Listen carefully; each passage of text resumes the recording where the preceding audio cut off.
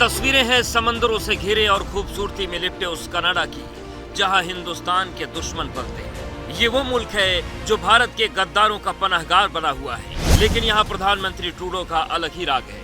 वो अपनी संसद में खड़े होकर हिंदुस्तान के खिलाफ अफवाह को आकार दे रहे हैं। Over the past number of weeks, Canadian security agencies have been actively pursuing credible allegations of a potential link between agents of the government of India and the killing of a Canadian citizen, Hardeep Singh Nijjar. लेकिन जैसे ही भारत ने बड़बोले Trudeau के reaction पर action लिया तो Canada के तेवर नर्म पड़ गए। Government of India needs to take this matter with the utmost seriousness.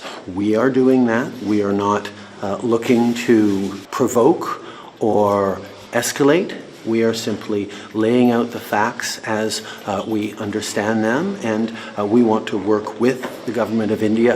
दरअसल कनाडा खालिस्तानी आतंकियों का अभेद किला बन गया है, जो नया पाकिस्तान के नाम से कुख्यात होने लगा है। कनाडा के प्रधानमंत्री सदन में खड़े होकर जिस शख्स की मौत पर आंसू का दरिया बहा रहे थे, जिस हरदीप सिंह निज्जर की हत्या पर आक्रोशित थे, उसकी कुंडली जान लीजिए पहले। हरदीप सिंह निज्जर एक छटा हुआ घोषित खालिस्तानी आतंकी था, जिस पर 10 लाख रुपए का इनाम घोषित था। वो कुख्यात आतंकी संगठन खालिस्तानी टाइगर फोर्स यानी KTF का सरगना था। वो भारत सरकार की टॉप 40 आतंकियों की लिस्ट में शामिल था। NIA ने 2022 में निज्जर को भगोड़ा घोषित किया था।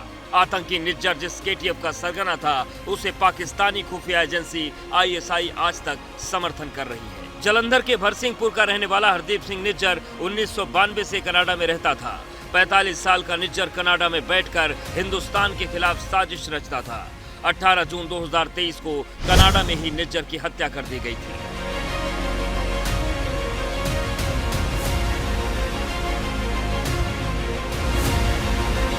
एक आतंकी के मारे जाने पर कनाडा की सरकार बौखलाई हुई है।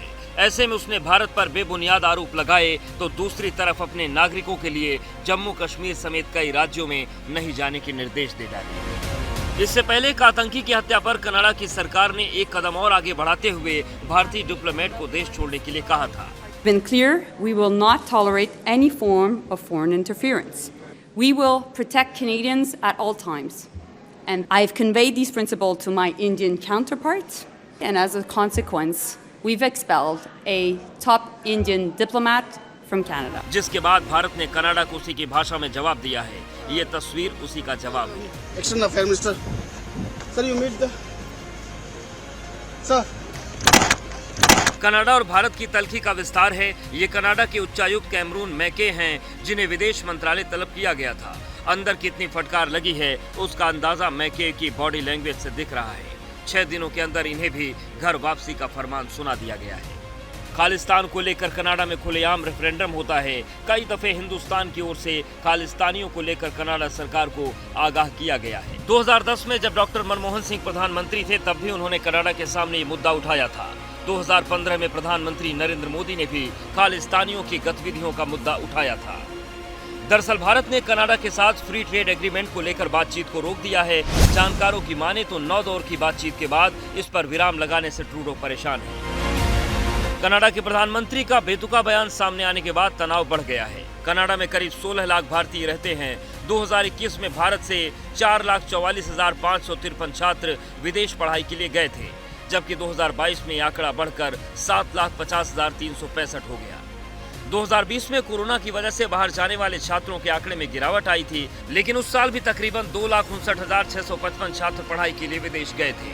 कनाडा में पढ़ाई और नौकरी करने जाने वालों में सबसे ज्यादा पंजाब से लोग जाते हैं। यही वजह है कि कुछ लोग भारत कनाडा विवाद को बातचीत के जरिए सुलझाने की पैरवी कर रहे हैं। भारत और कनाडा के रिश्ते पुराने और काफी गहरे रहे हैं, लेकिन जिस तरह कनाडा की सरकार खुलकर खालिस्तानी आतंकी की पैरोकारी कर रही है, कनाडा के प्रधानमंत्री सदन में खड़े होकर प्रोपेगेंडा फैला रहे हैं, वो कनाडा के पाकिस्तान में परिवर्तित होते जाने के संकेत दे रहे हैं।